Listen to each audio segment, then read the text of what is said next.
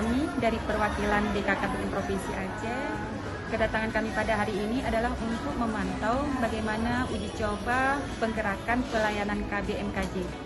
Sampai 14 orang aseptor sudah dilayani di Puskesmas Baitur Rahman. Harapannya untuk ke depan semakin bertambah jumlah aseptor di Kecamatan Baitur Rahman ini, sehingga program Bangga Kencana bisa semakin jaya.